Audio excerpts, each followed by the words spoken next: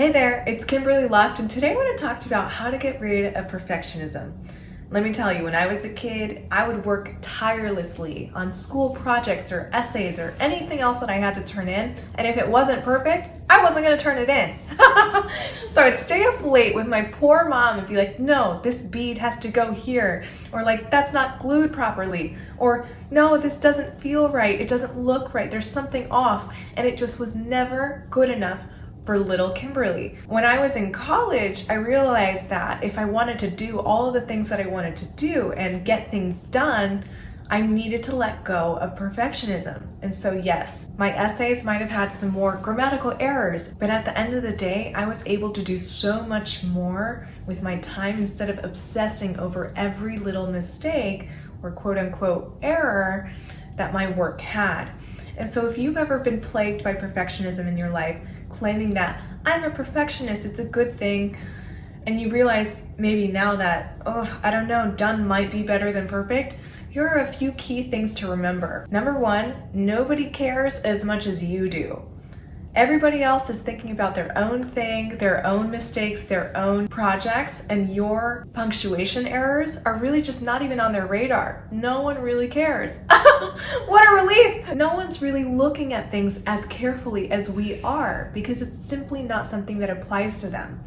And so remember that the next time you think, oh my God, I sent out an email with an error or a punctuation mark that was missing or a typo.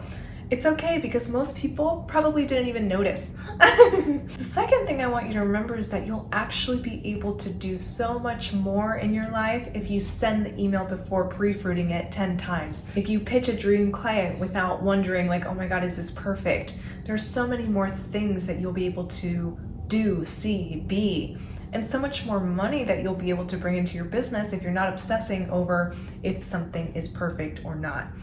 And so imagine your life without perfectionism. Give it just a second. Like, what would it feel like to not have to do things perfectly all the time? What are the things that could come to the forefront if I let go of perfectionism? What will thrive as a result of letting this dissolve? And then number three is that perfectionism is really just a fear of failure. So what are you truly afraid of? Are you afraid of failing in a particular aspect of your life? Or did you fail before? Like really looking underneath this perfectionism, it's like, what is it really that makes you unable to hit publish or hit send or hit delete even? You can delete your things too. What is it that you're afraid of? Are you afraid of judgment? Are you afraid of people coming after you because you have a typo? What is underneath the perfectionism, and what are some things that you could do to maybe heal that part of yourself so that it doesn't run your life anymore? Remember, when I was a kid, this was really difficult for me to understand. And so if this is total gibberish to you, I get it. And I also know that it's possible for you. Like one of my mentors, Susie Moore, likes to say, you can care less without being careless. There's a beautiful balance here that I know that you can find. And so from one former perfectionist to another, I hope that this helps, and I can't wait to hear what works for you. I'll catch you in the next video. Ciao for now.